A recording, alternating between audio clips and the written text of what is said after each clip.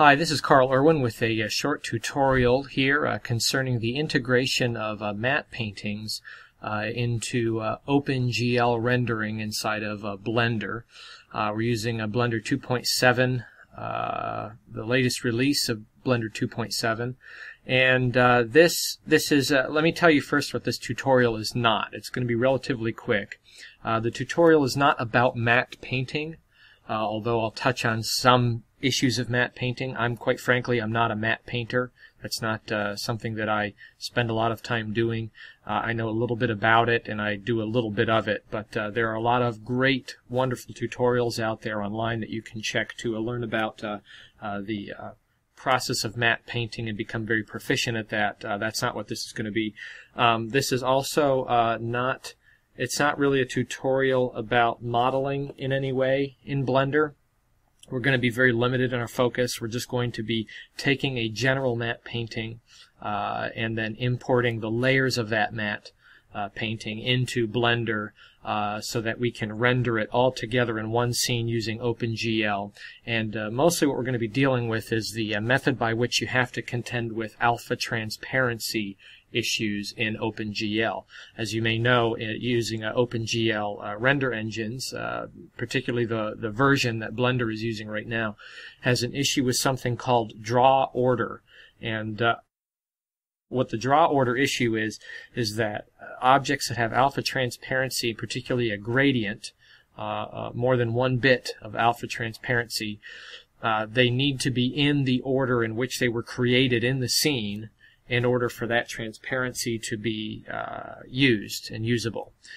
So I'm going to show you that with a little bit of pre-planning in implementing your matte painting, you actually can do this and use OpenGL and render it in OpenGL. Now the question is why would you render in OpenGL? And the answer to that is, why would you render using anything else and waste a whole lot of time rendering out pre-fabricated matte painting textures and materials? You gain nothing by using cycles or the Blender internal render engine and rendering out a matte painting scene. Render engines, the classic render engines, are used for rendering objects and creating realistic ray-traced materials and shadows and textures and lighting. A matte painting has all of that done, and in fact, if you were going to create a complex scene with a large scape, you're typically better off creating a matte painting of that scape, that landscape, that vista, and rendering that out with any additional assets and objects that would be models and objects inside the scene, then creating a full scene in 3D geometry, and then rendering that out frame by frame and spending hours and hours and hours on it. In fact, most people who are doing all 3D created landscapes tend to create one image of the landscape and then import the parts of that landscape as cards or billboards in their final renders so that the render time can be cut down. So being true to the authenticity of the geometry in the scene, they can render one take of that and use cards and billboards and then re-render inside the scene. But that's not our interest here. Our interest is taking some kind of large vista and importing that in and then rendering it out. And in this case, in doing this, OpenGL is the best fit, quite frankly, for doing that, because you render so quickly in full definition and full aspect ratio without having to go through all of the ray tracing, and there's no need for lighting or anything like that. And then what it allows us to do is it allows us to spend our render time on rendering other objects that we're going to be rendering inside the scene and render separate passes and then composite those things together using the compositor of your choice. So that's why this is beneficial, and that's why I think it's important to kind of demonstrate this, that the use of OpenGL can be very helpful in rendering very complex scenes that have lots of detail in them that otherwise really do not need a ray-traced render engine.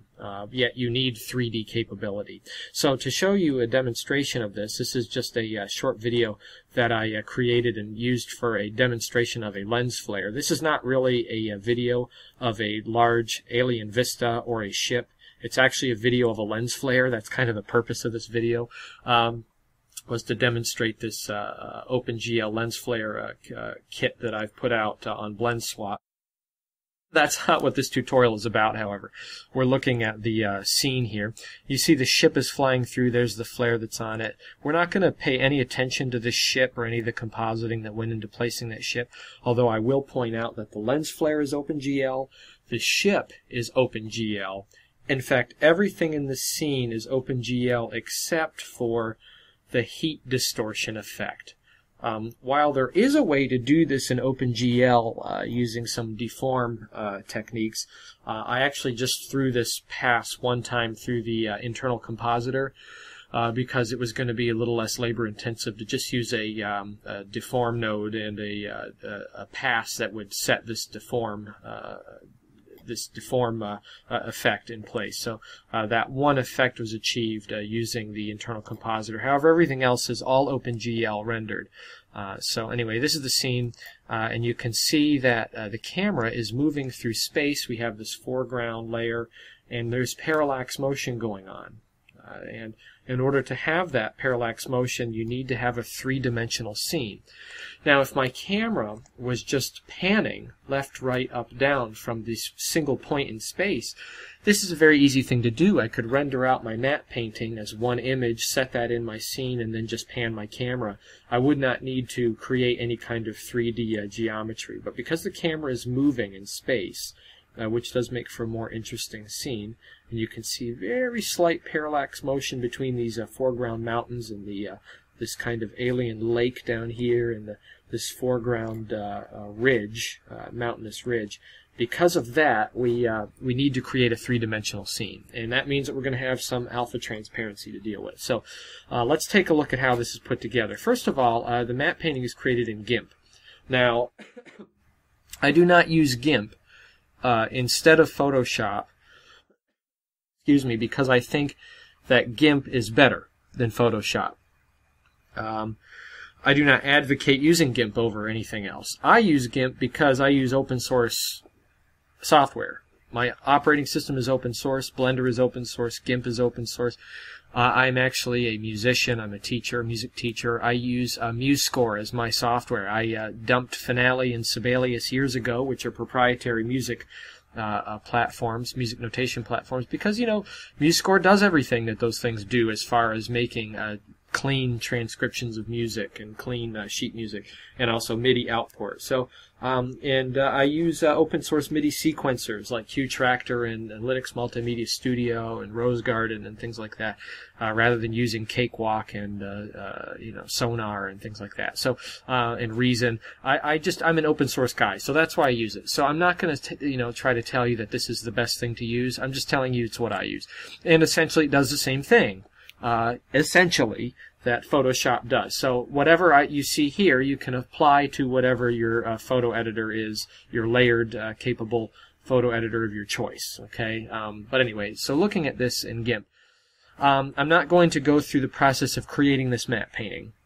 I'm going to show you a couple of techniques that I learned from looking at other tutorials, but I would invite you to go do a quick search on YouTube or Vimeo, do an online search for even some paid-for tutorials. I've bought a couple tutorials in the past that I've looked at to get some techniques and figure some things out.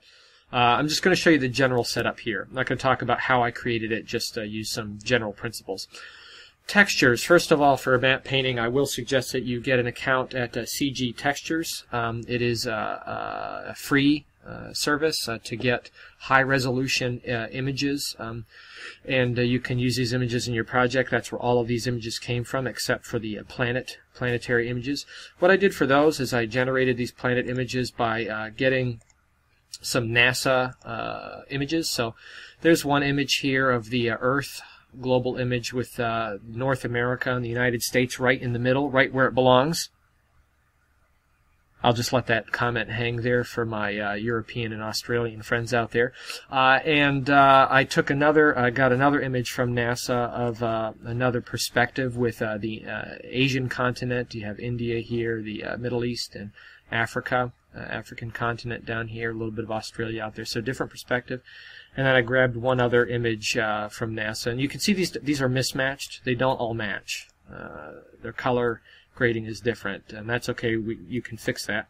But there's another image here, an Apollo 17 image from that mission of the African continent. Now, what I did is I put all of these images together, and I created, let me get rid of these layers here, I created this image. So I color graded them and color corrected them so they kind of matched, and then I layered them together on top of each other, and I erased portions of all three of these images. I also did a color grading trick where I took away the shadow on some of these photographs so that I would have a nice clean view of the globe.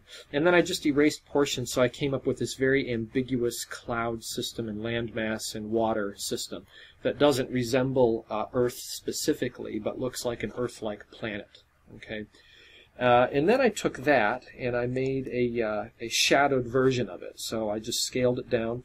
I blurred an instance of it, and then I overlaid another instance on top of that blurred image, slightly scaled down, so I could get kind of this atmospheric effect around the edge. And then I did a color gradient trick where I made it appear as if there was a shadow on it. So I made this image. Then I proceeded to make some additional versions of the same Earth type planet. This one has a little bit more greenery in it, a little bit more vibrant colors, kind of a tropical look. This one has been color graded to look more like an icy or a rocky planet. A little bit of cloud atmosphere in there. Also, you'll notice that the cloud system and the geography is a little bit different on it. And then I made this one that looks more like kind of a dead planet with no life on it, a little bit of a cloud system, but kind of a Martian-looking atmosphere. And you can see that these are slightly different from each other in terms of their cloud cover and their color. So I made these few different planets that I can use in other projects as assets to import into a matte painting or into a Blender scene. And you can see I use them. So here's one up here, really large. It's been scaled up and stretched out and superimposed onto this matte painting. There's another one in the background there. You can kind of see through the atmosphere and the cloud cover. And then these different layers. Now let's look at these layers. Now I learned from a tutorial a long time ago that it's good when doing matte painting to create an overlay frame that gives you the framing of what your camera will see in your final 3D composite. But to actually generate the matte painting from a point of view and a perspective that surpasses and exceeds that framing. So you want to make your matte painting so that it's larger than your final framing is going to be. And that is so that you can account for a camera move, panning and movement and projection of these assets to allow your camera to move. Okay, so when making a matte painting, this is a really good idea. So you take your original aspect ratio, you enlarge it, and then you create this matte to sit over top of it. Many ways to do that. You can come up with your own way to do it. Now, when using a layered photo editor, you can separate these layers when generating your matte painting so that you can enable them or disable them. So I have a foreground here with this rocky type texture, and you can see that I added a blur to it with this alpha transparency enabled. I might as well, cover my bases for what my camera is going to do in the final output. I don't need my camera to create depth of field when I can do it right here on my layer. So I just create my depth of field artificially, and that way it's something that I don't have to deal with in rendering later. My camera can just have an honest camera projection and an honest account of the final 3D composite without having my camera do any sorts of depth of field tricks or compositing that later on. So I can eliminate a step. So I've got my foreground layer. I've got this mist layer, which may not be necessary, but in the interest of perhaps making a three-dimensional layer in my final 3D setup, I can create this one scene with this gradient of mist that I can overlay. And then I've got a foreground mountains layer with this lake scene and just the foreground mountains. And then I've got my sky layer in the background, which is my sky with these composited planets in there, and also the distant mountain range that we would see behind the foreground mountain range. If you want, you could make this more complicated if you want. You could have separate layers here for all of these parts so that you can change it and tweak it in any way. I made mine simple. I composited things. I was a little bit more destructive in my creation of this. You don't have to create these layers destructively, meaning that you change them permanently. You can use masks and mats and create many different layers to keep these assets separate. That way you have control to move them around later on. But anyway, this is the matte painting. We have these different layers, and they need to be separated so that I can import them separately into Blender. Now what you do from here is you generate each one of these layers into a alpha-enabled type file. So I would create one like this with my matte, because I'm going to use this as a reference for my camera later. I would create one of just my ground layer with the alpha transparency. I would create one of just my mist layer. I would create a PNG file or some other alpha-enabled file of my foreground mountains, and then I would create another one of my background sky. And all of these images are going to be used separately, imported into Blender to create my three-dimensional matte painting scene. Okay, so let's take a look at, we're not actually going to create one. I might create a couple assets here, but I'm just going to look at the blend file so you can see what's going on here. So this is the final blend file, and if you look, I have my shading, GLSL shading enabled. Right now it's set to only render, so we don't see a lot of extra stuff. If I move around, you can see what's happening here. These are camera projected images inside the scene. So I camera projected one to the background sky. Then I camera projected one to the foreground mountains, and I camera projected my mist layer. Which may not need to be done. I probably could have just composited this mist layer to the foreground mountains and composited that separate. That would have been just as well. And then I camera projected my foreground rock texture here to the front. And from my camera view, I now have this camera move that I've created, and I can move through the scene. Now, when creating this, we need to deal with an issue with alpha transparency. And I can demonstrate the issue here by selecting a layer. If I select my mist layer, for example, you can see that some things show up, but other things don't. You can see that through my mist layer I can see my background, but I can't see the layer in between. That is because the object that is selected is outside of the draw order. You see, in Blender, we have to create our objects, our projections, from foreground to background, which is kind of the opposite in the way that we consider using matte paintings. Usually in a matte painting we create the background first, and then we create the next layer second, and then the one, and all the way to the foreground last. When doing our creation and camera projection in Blender, we have to work in reverse. We need to start with the front, because again, the draw order limitations mean that the alpha transparency will be rendered in the order in which the object is created, and that needs to be from the closest to the furthest away from the camera in order for it to work properly. Okay, so let's open up a new file real quick. We will start up a new file. We'll go to the front view. We'll set our camera to align our camera to the view. And we're going to raise it up in our scene a little bit. Get rid of our default cube. Get rid of our light. That does not matter in this case. And I need to get some dimensions real quick. So you can see the dimensions of our image is 3840 by 2160. 3840. So I'm going to set my camera to 3840 by 2160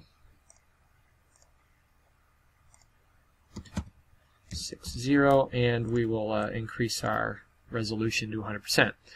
So the first image that I need to create here is going to be the foreground reference that has our matte in it. Okay, so I'm going to create a plane, rotate it on the x-axis by 90 degrees. I'm going to bring it forward to the camera, bring it very, very close. If you look here, bring it really close to the camera. I'm going to raise it up, and we will stretch it out, and I'm going to subdivide it real quick. It doesn't matter that it fits exactly in here. I'm going to go to my, not my unwrap, excuse me, wrong thing, tools, and I'm going to subdivide a few times. Now, we need to do this because images that are at a cant from the camera that are not exactly perpendicular will not apply UV mapping cleanly unless it's been subdivided. It needs to have vertices in order to properly map. So I'll just subdivide it a few times here so we have a properly subdivided image. And now I'm going to go to the UV editing, and I'll click on unwrap, and I'm going to hit project from view. So I've unwrapped this so that it will apply our texture to this plane so that it matches our viewport. So that what the texture that I apply that will be in the exact dimensions of my camera will fit exactly in this camera space. So I'll tab out of edit mode. We'll go to shading. We'll enable the GLSL. And I'm going to go to this object's material settings. We'll add a new material. I'm going to set the material to shadeless, and we'll go to the texture slot. I'll add a new texture. By default, it now opens to image instead of a cloud, which is very nice, very easy to use now. Thank you, Blender developers. And we will go to our matte painting project folder. Navigate to it.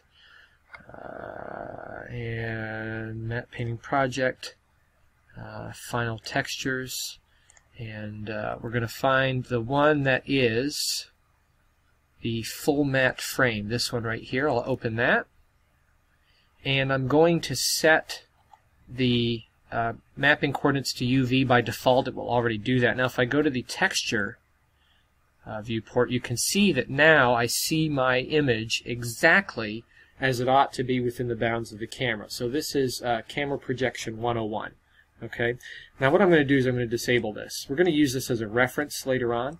Now the next one that I need to create is going to be my foreground ridge. So I'm not going to add any kind of distortion to it, although you can do that. I'm just going to add a simple plane here. So we'll create another plane. We will scale it up. I'll move it forward on the y-axis. It up. Maybe I'll tilt it a little bit on the x-axis so it's tilting up, scale it up a little bit more, and you'll see that it's very close to the camera here. And I'm going to subdivide this as well, so I'll tab into edit mode. We'll go to the tools and we will subdivide a few times. A little bit more on this one because it's at a tilted view from the camera. Now I could add a displacement modifier to make this kind of bumpy.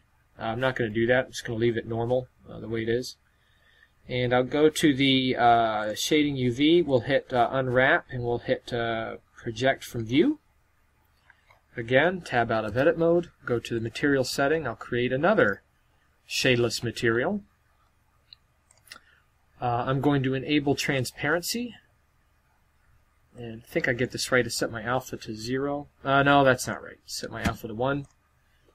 And I go to my material settings. I'm going to add a new material. I will select now my image that is the foreground image here. Open. And you can see now it's projected from view exactly the way I want it. And I'm going to make sure that it uses the alpha influence as well. So yes, I did want to do that. Sorry, let me go back here. Z transparency enabled. I'm going to set my alpha to 0. So now, if I click on only render, I can see my ground plane is in my camera view. And if I move my camera from this point, which you don't want to yet, this will appropriately render. Okay, so let me disable that one now for now, and we'll create another plane. Rotate on the x-axis, 90 degrees. I'm going to turn my foreground plane on again just so I can get a reference. I want this to be in front of it good ways, and go back to the camera view. I'm going to scale it up, and you can see with this selected I have some alpha transparency problems because this is selected and it's behind in my foreground layer. So I scale it up, hit tab, tools, we will subdivide a few times, tab out of edit mode. Oh, I'm sorry, tab back into edit mode. We'll go to shading UVs, and we will unwrap it, and we'll project from view again. And I'll go to my material setting, and we'll add another shadeless material. And we will add a texture. We will add the mist texture, which is the next one in the layers. We want it to influence the alpha. Go back to the material. Make sure that transparency is enabled. Z transparency, alpha to 0. And now if I select my camera, I can see my foreground and I can see this mist layer properly aligned to my camera view. Okay? And we will create another one. Another plane. I'm going to scale this up. I'm going to move it back in Y space. I'm going to disable these other planes here real quick. Now for this one, we have an issue with the topography of the image that we're going to be putting on it. The image actually has a Z depth to it. And what we're going to do is we're going to go to our display settings and we're going to click on background images. We're going to add an image. I'm going to open up a background image of the image that we're trying to project. It's going to be this next layer, which is the mountain scene. And I'll set this to be in front so I can see what I'm doing. Now, from my view, I don't want to move my camera. I'm going to move my plane around. And let me enable these other planes real quick, at least this mist plane. I want this to actually be behind it in view. I don't want this to be projected in front of that mist plane. So make sure it's set behind it so it doesn't intersect. Go to my camera, and I will close out my mist plane again. I'm going to bring this down to where my horizon intersects with the general horizon of my mountain scene in the background. Okay, see that? So it intersects with that. And then I'm going to make a copy of this plane, rotate it on the x-axis. I'm going to move it back to that horizon line so it kind of touches it. And it doesn't have to be exact, it just needs to be touching. Go to my camera view again. I'm going to move it up. And it doesn't need to be this big. I can scale it down on the z-axis. I'll make it fill the camera. It doesn't really need to. It could actually go down all the way down to here just so it's above that mountain view, but I'll put it right there. Now what I'm going to do is I'm going to select these two planes and I'm going to join them.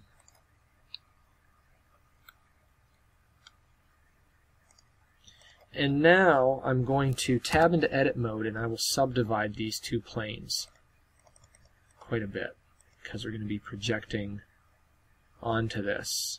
And it is in a canted view, especially this ground plane, so maybe subdivide one more time.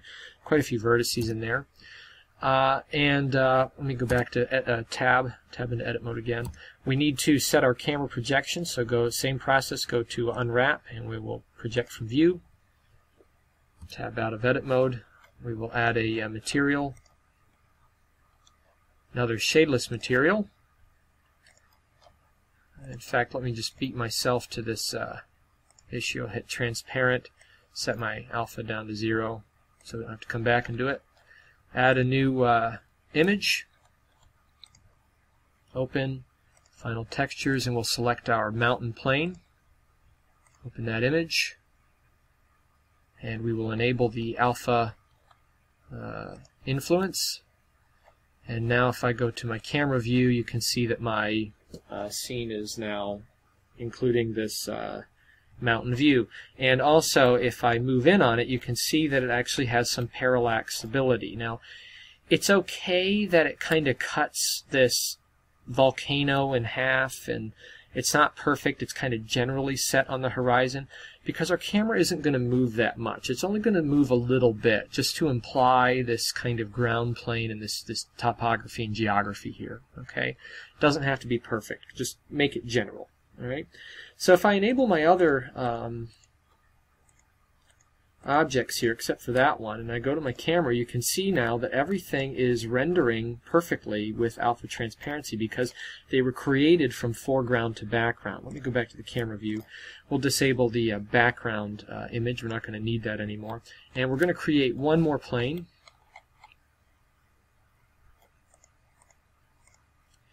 And we'll move this up. Move it back on the y-axis so it's behind. It doesn't need to be very far behind, but we'll put it back a little bit so that when the camera moves we get a little bit of parallax motion with the center, this other layer. Go to the camera view and bring this to center. Rotate on the x-axis 90 degrees. And I'm going to disable my other object so I can see it. Remember, the alpha transparency is playing games with us, so we can't see everything. And we'll scale it up nice and big so it fills the camera view. And I'll tab into edit mode. We will subdivide this one. We don't need to subdivide very much because it is flat to the camera. About that many times. We'll come down here to shading UVs. We'll unwrap it. Project from view. Tab out of edit mode. Add another shadeless material. And we will add another texture. We will go to our final images, and we're going to want this background sky with our background mountain range. And we don't need to set alpha transparency on this one because there is none. It's a full view. And now if I enable everything and I select my camera, I have my full scene. If I render this right now, we'll select enable our only render option, and I'll render one OpenGL frame from here. And actually, before I do that, let me set my resolution to where I want it. 1280 by 720. No need to overkill. That is the same aspect ratio. And if I render one image, now I have a fully rendered image from that view. Now, I don't want this view. I want a more narrow view, but if I move my camera forward and backward, it will change my perspective. So here's why we imported this plane to start with. I'm going to go to my camera settings. Because we're not going to be doing any depth of field in camera, we're just going to do a general camera move. I can change my focal length and it won't matter for my perspective. I'm going to just kind of generically decrease, or rather increase, my focal length. And notice it doesn't make any parallax motion. We're zooming in on this image to a point where it matches my original mask. You can see here that I'm about where I wanted to be in my original point of view. Okay, and we'll just leave it right there, 52 from 35. And now if I disable this foreground plane, you can see I get the exact same view now, and I have room to move it with my camera. So now I can take my camera and I can move my camera forward in Y space, or I could rotate it, move forward in Y space, or rotate it on the Z axis, or even on the X and Y, and I can create a camera move inside of my scene. And I've maintained the integrity of my original point of view, my mask point of view. So I can now generate a camera move and render this out as a scene. Now what I could do also is I could put an object in here, and I could create an object moving through this space and separate that object onto another scene layer and render a separate pass and then composite all of it together. But I've saved myself a whole lot of trouble here in that I no longer have to render using the internal render engine or cycles. I can render now using my OpenGL capability, using clean alpha transparency because of the order in which we created these layers, and I get a full resolution render in a second. So this is the power of OpenGL rendering It's probably worth pointing out that most 3D compositors use OpenGL technology for this very reason, so that it can be rendered very quickly doing these 3D asset kind of compositing tricks. So once again, using the viewport as a compositor and enabling alpha transparency by creating my objects in my scene in the proper draw order. So there you have it. Now you can use matte paintings in 3D projected matte paintings in OpenGL inside of Blender and render them out very, very quickly and efficiently. So I hope you find a good use for this, and I hope this was helpful to you, and I wish all of you happy blending.